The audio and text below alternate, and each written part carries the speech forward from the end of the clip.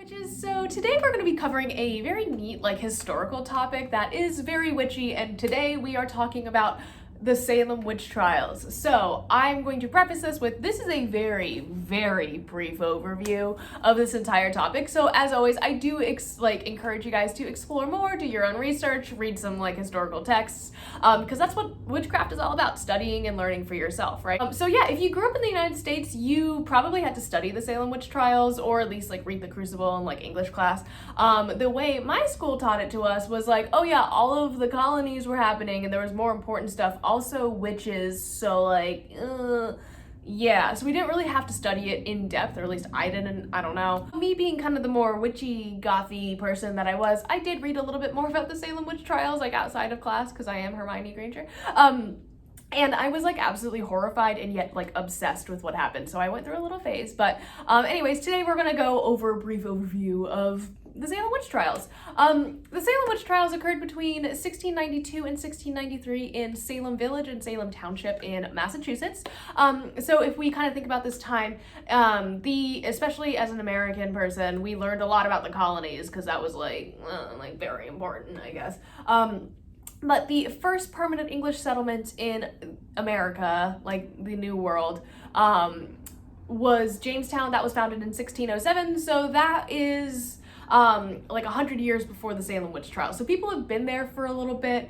People are starting to establish towns. There are forms of government within the colonies, but there's also a lot of outside factors. Beyond those external factors, I do want to put Salem into context for the time period first. So there are three really key important points that I found that led to the atmosphere that created the perfect storm for the Salem Witch Trials to happen, right? The first thing I wanted to talk about was that Salem is a puritanical society. So, or was, I should say, it was a puritanical society. They had a very deep fear of the devil, at that time. So if you can kind of think about Puritanism was all about devoting oneself to God and to the church and stuff. So when they did create their settlements, they wanted to have their lives centered around honoring God, which is fine, whatever. Back in those days, the way they went about it is super problematic and terrible. So if you think about it, the 16 and 1700s, especially in the colonies, were a time of uncertainty, of starvation, of sickness, of general death. It was really, really hard to survive there. It's not they could just walk to CVS and get cough medicine, you know what I mean? So in this time of uncertainty, the thing that they had to rely on the most was their faith and their faith in God. We see this practice carried over from mainland Europe, of course, where actually for about 200 years, 300 years prior, there were witch hunts and witch burnings in Europe. So this idea of witches being evil and in league with the devil culminated with the horrors of living in the colonies at that time. Kind of created this atmosphere of oh, well, obviously all of these bad things are happening because of the devil, and who's in league with the devil? Women. And women are what? Witches. Let's burn them. That was very much the attitude towards anything that was so horrific that they couldn't make sense of it, I guess is the best way to say it. Witches in those days were considered to be followers of Satan, who had traded their souls for his assistance and for power.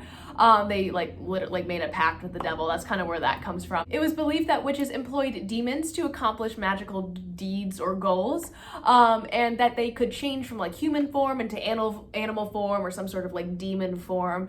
They generally lived in the woods. It's kind of where we get that image from. And they had familiar spirits that helped them with their dastardly deeds. So that is kind of the archetype of the witch that the people of Salem truly believed was real and in the world, right? This supernatural being. Okay, number two is that there are actually two Salems. So there's Salem proper, the township, and then there's Salem Village, which is now called Danvers, Massachusetts.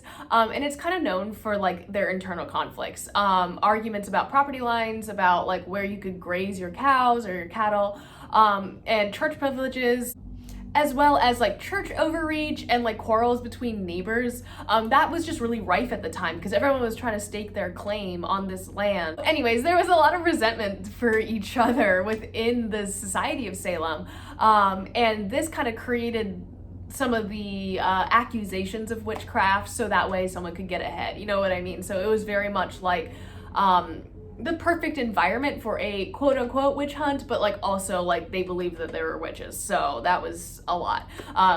Don't piss off your neighbors, I guess. Okay, so between quarrelsome neighbors and the horror of like living in the colonies at that time, the third thing that I wanted to touch on was that 78% of the people accused of witchcraft were women. So the Puritanical Society had this like prevailing belief that women were more susceptible to the wiles of the devil because like they were inherently weaker than men, obviously, you know, childbirth notwithstanding. But through their daily lives, like Puritan women, like specifically went to insane lengths to like thwart the devil. Puritans believed that like in the eyes of God, men and women were equal, but in the eyes of the devil, women were weak and were easily susceptible to his charms or wiles or whatever I said. And they were like very vulnerable to becoming corrupted, right?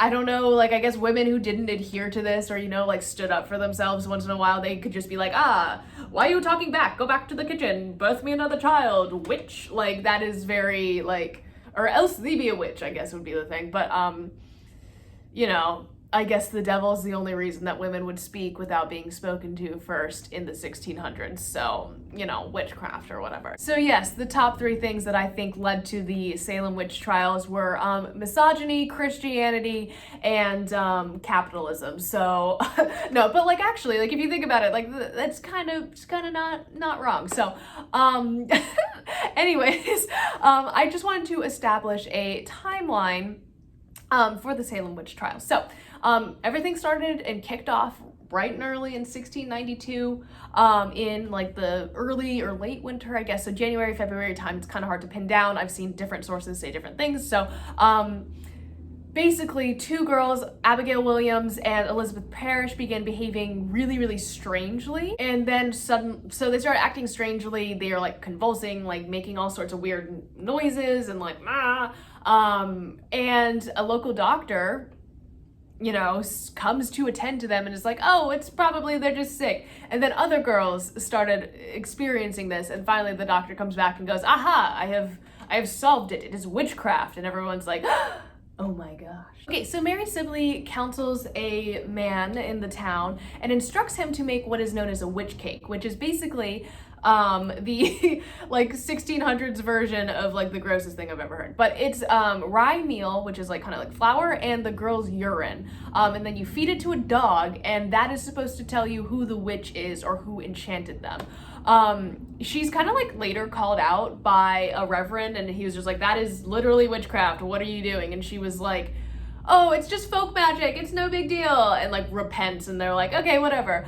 But following that event, the upper magistrates or whatever of the town do end up talking to the two young girls again, one of whom identifies Tituba, who is, I've seen different accounts. It's either that she's from Barbados or that she's an indigenous person. And I've seen different accounts. I always thought she was from Barbados or she was like a slave woman, and that's like what I always read. So if I am wrong about that, I'm super sorry. I was seeing a lot of conflicting accounts, so I want to be sure I acknowledge both. But I'm pretty sure that's not, like, I'm just not sure. Anyways, following that, the girls also accused two other women, Sarah Osborne and Sarah Good, of practicing witchcraft. After, you know, enduring several days of like torture and questioning, Tituba finally breaks and she confesses to afflicting the women, or the two young girls, excuse me, with her witchcraft, and then states that Good and Osborne are her co-conspirators. So she kind of like just breaks, because at that point, like if I was being psychologically tortured, I'm sure I can't even imagine what I would do either. Like it would just be completely god-awful. Following that, it just kind of snowballs into a bunch of people being accused of witchcraft, jailed. There are people who escape jail. There's like this whole thing with the governor of Boston, but that I am going to kind of gloss over because that goes away from witchcraft and more into like early American politics. So I don't really want to talk about that. What we are going to talk about are the formal prosecutions. So Bridget Bishop is the first person to be formally like indicted, tried, and convicted. She's then sentenced to death. On June 10th, Bridget Bishop is the first woman to be hung in the witch trials. and she is hanged at Gallow Hill. So you can still, I think you can still go there, but I'm not 100% sure. So a lot of the proceedings in the court kind of proceed like that, in that someone is tried and found guilty, they are tried and hung or put into jail. There was an account of being pressed to death. A man named Giles Corey was pressed to death because he refused to take part in the trial, which is just like crazy to me that they would like literally crush someone to death. Like, so like not that long ago, like in the grand scheme of things, that seems insane to me. Finally, one of the young girls who was accused, or who did accuse someone of witchcraft, admitted to lying and being pressured to lie about it. And then all of a sudden, all the cases started crumbling. So a man named Increase Mathers, who is the head of and the president of Harvard, specifically denounces using spectral evidence in the courtroom. So you can't use ghosts as a testimony. And then finally, the governor of Massachusetts has to go to the king and queen, William and Mary, and just be like, "What? This is dangerous, right? Like, we should stop, right?" And they're like, yeah, like, you should stop." So he goes back and prohibits anyone else from getting arrested, and then goes back and like clears the names of most people who were accused of witchcraft. So, finally, about a year and a half after the first accusation, the first time the 11-year-olds and the 9-year-old Abigail Williams and Elizabeth Parish first started like having these sicknesses and illnesses, finally there are a bunch of people who have died, and finally everyone's like, oh, this was just crazy, right? Like, this was just a weird like lapse in judgment, like across the board, right? We should just stop, right? And then they let everyone out of jail because there was no evidence that they were practicing witchcraft, and it was legitimately just like neighbors turning against each other. So with that, today I would like to take a moment as a witchy community to have a moment of silence to honor the following victims of the Salem Witch Trials. We venerate them and we remember them, and we've learned from the sins, and I suppose, or the follies of their society. And I do want to just put my heart out there. And as witches, I truly believe we should stand together to venerate and honor these people. So today we stand together as a witchy community to remember and venerate the souls of Sarah Good, Sarah Osborne, Bridget Bishop, Rebecca Nurse, Elizabeth Howe, Susanna Martin, Sarah Wilds, George Burroughs, George Jacobs Sr., Martha Carrier, John Proctor, John Willard, Martha Corey, Mary Eastley, Mary Parker, Alice Parker, Ann Putator, Wilmot Red, Margaret Scott, Samuel Wardwell Sr., and Giles Corey.